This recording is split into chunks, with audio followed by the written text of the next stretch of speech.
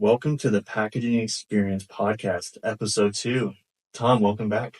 Oh, it's good to be back. Yeah, Hopefully we gained at least one follower since episode 1. yeah, yeah, that one follower is huge. That person could skyrocket us. Yeah, man, how are you been? You doing everything's good? Yeah, everything's good. Just wrapping up my time here in California, about ready to head back to my house in Florida, so that'll be good. Yeah, and it's you and your family that came here, and Yeah, every summer for a while, yeah. that's cool. You get to experience California and then go back to Florida, man. It's the life right there, huh? Yeah, I'm one of those bi-coastal elites. I refer to the center of the country as flyover country, and I don't give any... Just kidding. Yeah, No. so involved, and now it's all, oh, yeah? None of that is true. It just happens that the company Freedom Packaging is based in Watsonville, California, and I live in Sarasota, Florida, so back and forth quite a bit. Yeah, and you're always on the plane, huh? Feels like. Yeah, Diamond Medallion Delta guy, Yeah. so I spent a lot of time in Atlanta airport, and the joke is, even when I die, I'm going to have to stop in Atlanta before I go to hell. That's great. Yeah, That's yeah. great. So Delta's great, though. They take care of me. But yeah, it's a trade-off. I love traveling. I love doing trials, like we talked about in the first one on Recyclable. But it's a trade-off. I have a 12-year-old and a 14-year-old and my wife, so there's just a lot of, I think, important things that I've missed along the way that kind of bum me out. But at the same time, it is what it is. Well, gotta give credit where it's credit's due. You're the president of a company, an amazing father, and you're an amazing husband. Like, you have three huge things right there that you have to deal with. So missing a task here and there, I'm sure, is, even though for you, you're, a perfectionist over here, just based off of when I've known you. And yeah, it's great to see this. It's a good thing to look up to, you know what I mean? To look at and say, man, this guy's accomplished so much and he has such a great family as well. It's huge. So I just want to congratulate you on that. Oh, thanks. Yeah, I don't know if my wife would say I'm a amazing husband, depending on the day or the minute. Yeah. No, it's great. Well, let's dive into episode 2. Again, welcome, guys. Thank you so much for joining us here today. This segment is going to be about recyclable steam, excuse me. And so whatever direction, Tom, you kind of want to dive into that. I know that's something you really want to talk about based off our last podcast together. So let's kick it off. Yeah, thank you. So it does kind of piggyback or jump off of that last podcast where we were talking about traditionally bags are made from a mix of polyester and polyethylene, and then swapping out polyethylene for the polyester. So it's 100% polyethylene, and then it goes in the store drop off. That's all great, but there are some dangers to that. So I wanted to make sure we're setting expectations and talking about what you can and cannot do when it comes to recyclable. So where things get tricky is when you start cooking things in a bag or heating things up in a bag, right? Retort is when you actually cook the product in the bag, but then there's boil in bag, like peas, if you've ever just thrown a bag of peas into boiling water.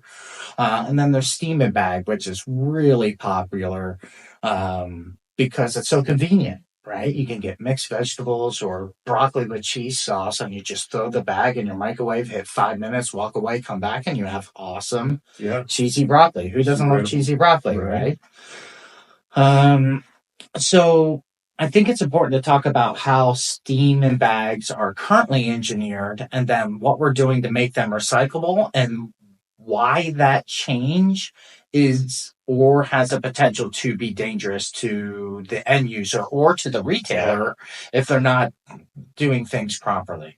All right, so the current state of a steam in bag, let's say it's broccoli, for example, is usually a 48 gauge polyester on the outside. That would be your print limb. Very thin, but dimensionally stable, heat resistant, all the cool things that polyester brings to the table. God, that's so nerdy. The cool things polyester brings to the table. I love it. My eyes are just over here like a newborn baby. I'm like, oh my gosh, this is great. And then what we would do for the sealant is it's actually co-extruded. So it's not just pure polyethylene. It's actually co-extruded low-density polyethylene with cast polypropylene. Now, the reason we do that on the sealant side is because it raises the melt temperature of the sealant web, because water steams at 212 degrees, right? And then standard polyethylene starts to melt around 250. So that's only a 30-degree window of you kicking out 212-degree steam and the potential of melting the bag into the contents of the food when you're microwaving it. Yeah. That's not great. Right.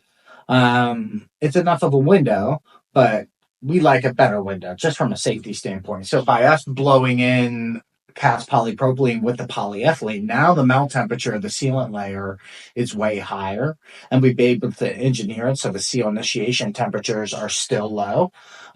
So it's easy to run, but now there's just a bigger window. So if the cook temperature or cook time says 5 minutes and somebody puts it in for 10, there's still no real risk of melting the bag in there. Yeah. So that's how it was before, nice and safe. Broccoli with cheese, everything could go into that, because where it gets tricky is depending on the contents, your steam temperatures are different. If it's just pure broccoli or pure cauliflower or something without any greases, oils, or fats, it's just water that's steaming out. And that steam temperature is 212 degrees. That's just what it is. That's chemistry. Where it gets a little bit tricky is, if you're adding cheese sauce or oils or something like that, that raises your steam temperature. And moving into a recycle bag is where that gets dangerous. And here's why. So remember, old state, Safeways, polyester, and then a mix of polyethylene and cast polypropylene. That's our steam bag construction. Now what we're doing is we're replacing the polyester with machine direction oriented polyethylene, right? So, and that's not really the problem. But the problem is we can't co-extrude the sealant layer with cast polypropylene and polyethylene, because once you start co-extruding it, now you have mixed plastics, like we said before, has to go into the landfill. So we're going back to just a straight low linear or low density polyethylene as a sealant layer. That puts us in a position where our gap is 212 degrees versus 250 degrees. That's a tight gap. It's workable. But what's really important is that it's just pure steam. It's just cauliflower. It's just broccoli, or it's just green beans. It cannot have any oils, fats, or greases in it, because now our steam temperature is going from 212 maybe to 230 or 240. And that is too narrow of a window. And you could really run a risk of hurting the consumer by putting a bunch of plastics in it. At the very least, it might taste bad. But you certainly don't want to be consuming polyethylene or that sounds not great. So that's a big risk. And where I'm concerned is I've already seen it from retailers that are like, hey, but what's happening is their passion for sustainability, which I love and applaud, is making them a little bit blinded on the regulatory restraints that come along with sustainability and recyclability, right? So it's like, yeah, we want all of our packaging to be recyclable or compostable by 2026. That's great where it fits, but we're not going to risk having people consume plastic just to make it recyclable. There are certain things that the limits of moving into a recyclable structure, there are certain functions of a bag that just can't happen in a recyclable way as chemistry stands today. This is not a freedom package limit. This is a chemistry limit. Like, this is what polyethylene does. This is its melting point. We don't control that. But we just want to have this conversation today to be like, yeah, we want to do recyclable packaging and 100%. That would be awesome. But actually, that's a bad goal for us, because we do so many bags for cheese or oils and stuff like that. If we were 100% only kicking out recyclable bags, we would be jeopardizing our customers, because they would be consuming a product that could be unsafe. Kind of crosses that word too, that you're trying to create the honesty of it as well. That's crazy too.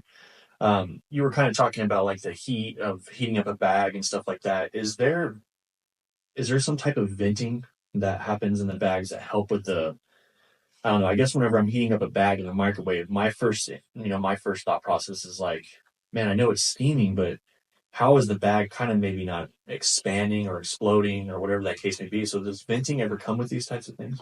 Yeah, it's a necessity. Great question. So you can't really, if you were to steam broccoli without venting, what would happen is your bag would expand, which it does. But that water wouldn't have any place to get out. The steam pressure wouldn't have any place to get out. So because of the pressure, the bag would probably explode, and then you'd be cleaning your microwave, and probably would never order that product again. And I Yeah, don't blame you. right.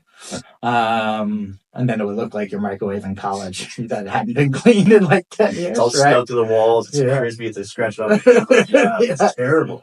Just residue from Yeah. 40-cent frozen burritos, Yeah. right? This guy lives. Yeah. When you look at that microwave. Oh, that's funny. So that would be an issue. It would explode. And then number two, even if it didn't explode, the food would be completely soggy because the steam wouldn't have anywhere to escape the package. Yeah. So you probably notice when you pull out like a steaming bag, their microwave window and everything is covered in steam. Yeah. But it's at least out of the package, right? Yeah. So yeah, we put venting in it. There's a million different ways to vent it. You can micro-perf it. You could put hot needles in it, which is hot needles just punching holes in a pattern. Cold needle, which is the same thing, but it tears it a little bit more than hot needle is actually piercing it with hot needles. You can just vent it with like little 1/8 inch vent things. And we put lanes in it doing it that way. So it really depends on what the brand's preference is. I love mechanical venting because it's really cost effective and we're doing it at the same time we're doing our sledding. So as long as those vents are staying in spec, it's great. Yeah. The downside of mechanical venting could be if your vents go out of spec and now as opposed to an 1/8 of an inch slit, it's a 1/2 inch, 3/4 of an inch. Now are your contents falling out of the bag. At the grocery level or at the consumer level, obviously, if contents start falling out, that's an issue. Is it letting out too much steam and the bag's not inflating like it should? Oh, wow. So, there's been a lot of development there. We're using for mechanical venting servo motors now. So, feasibly, we could do that in registration if we want, but we feel like it makes it a lot more exact. Laser, I can't believe I forgot laser. Laser is always exact. So there's a bunch of different ways to vent. Anyway, I'm kind of going really long down this venting route. But yeah, it needs to have venting so the bag doesn't explode and the steam can escape. Yeah, no, thank you. Thank you for answering that question. That's something that I mean, before even growing up, you're kind of like, your parents ask you to stick a bag in the microwave. And you kind of think to yourself, you're like, are you sure? You don't really know anything about it. So, but that's good. I'm glad there's venting and glad there's safety precautions behind that. But you were kind of talking about the cold needle and the hot needle. Does the hot needle, does it just drop perfect little dots, or does the cold needle drag? I mean, how does that really work? The difference between hot and cold, and why? Yeah. So some structures require a hot needle because if you start a tear with a cold needle, because it's cold, it might rip it a little bit to where your holes would almost look like a teardrop, right? You're kind of ripping it. And then there's some materials, depending on how they're created, once there's a little rip, it can start to rip even more as it's moving Which makes around. sense completely. Yeah, I see what you're saying. And so like the hot, I mean, you almost kind of want to use hot then, so it's like perfect almost every time. And then laser, of course, is always perfect. But hot, yeah, I can just see it as it's puncturing its heat, it's expanding it, and it kind of just goes in, goes in, goes in. Versus cold, we kind of stick it in and it'll make it drag a little bit. So that makes sense completely. Yeah, it's crazy. Yeah. And not all materials, like usually you don't have to worry about that, but there's certain structures on the surface print side that we know if you get a little nick in them, that little nick is going to grow just like, rock hits your windshield and it's a little mix. And then after a couple 100 miles, now it's starting to spider and grow. Same thing happens with a slight tear in a bag. So depending on the structure, how it tears, we might have to go hot needle versus cold needle. Yeah, no, that's super important. You just kind of growing up not knowing about the venting stuff, so that was always good. And that kind of brings me to my next point is like, even in watching this video, if you have a question about that type of stuff, Tom and I, we live in those comments. Basically, what that means is like if you ask a question, that's where we're going to be helping you and can direct messages, etc. It sounds like we're going to be adding this stuff to Twitter as well. Some videos, some topics, questions, segments, shorts. It's really there's going to be a lot of areas that we're going to be on, so you don't feel like you have to just go straight to YouTube. But yeah, I mean, is there anything that you kind of want to emphasize off of what you were already like?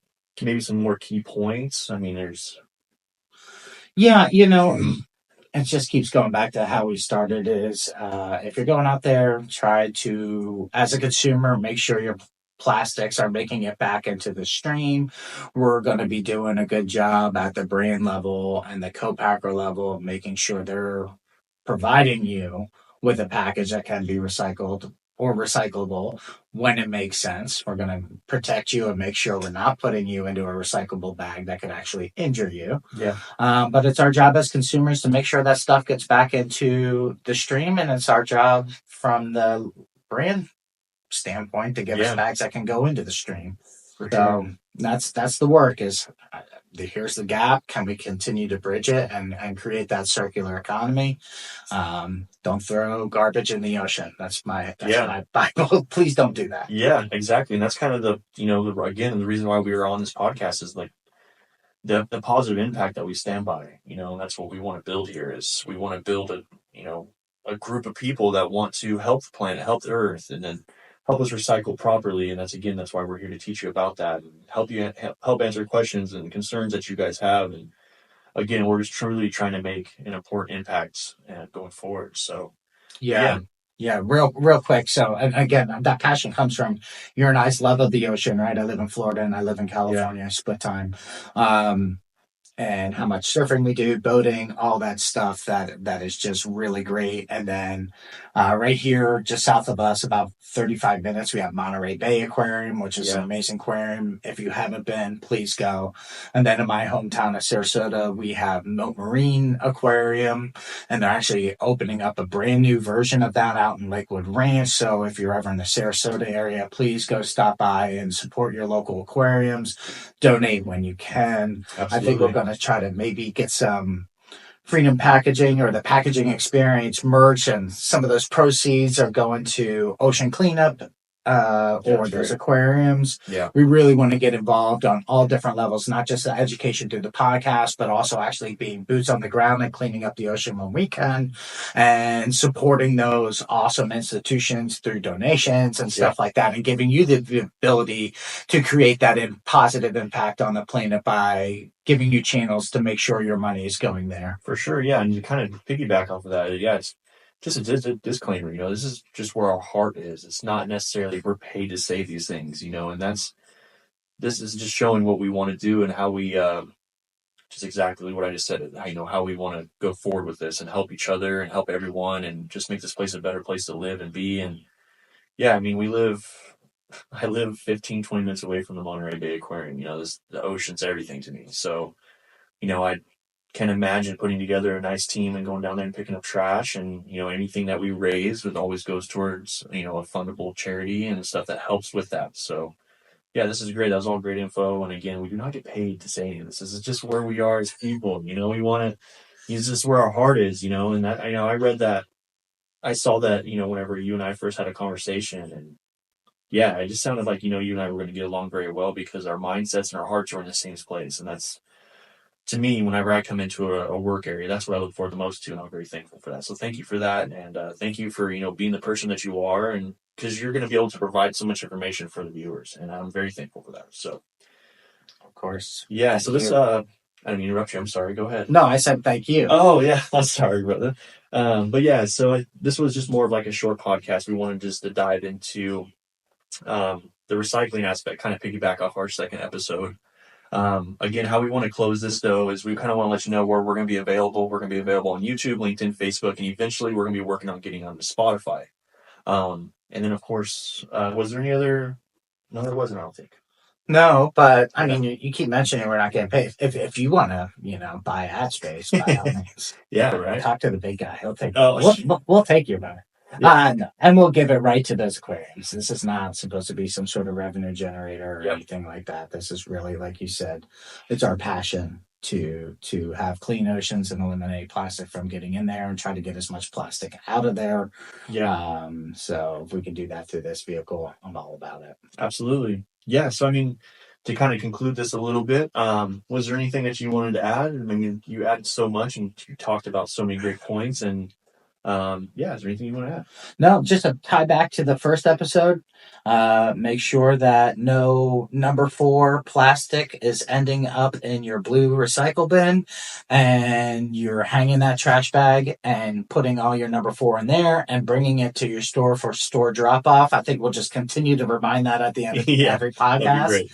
Try to get that number 4 low density polyethylene where it belongs, and that is store drop off. And look for that symbol on your packaging. There should be a number 4, and then some are going to be certified store drop off. Look for that certification. Yep. Yeah, that's great points, guys. If you ever need some tips on how to recycle, reach out to us. Tom, I know, has a great way of doing it with his trash bag, hanging it up in his garage. And yeah, so, well, that concludes this episode 2. Make sure you follow us on social media. That way you can get some behind the scenes stuff on our little segment that we have that's called the Pep Talk. It's just our abbreviated name, the Packaging Experience Podcast. We're going to be on YouTube again, Facebook, Twitter, LinkedIn, all the above, working on Spotify as well. Make sure you follow us, right? I'm sure Oh, yeah. You got to smash that like button and subscribe. Yeah, I love it. Well, this is Jeff Evans. I'm signing off. Take care, Tom. Thank you.